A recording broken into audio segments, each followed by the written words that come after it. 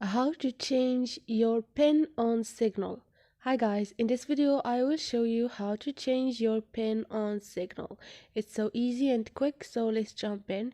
First thing, go to your Signal application. Now click on those 3 points up there and click on Setting, the second before the last.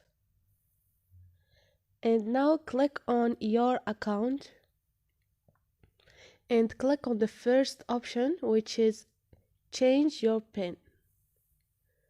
Now you can create a new PIN. You can change your PIN as long as this device is registered. And if you are done created a new PIN, click on next, and this is it. So this is it guys, hope this video was helpful to you, and if you liked the video don't forget to subscribe and like.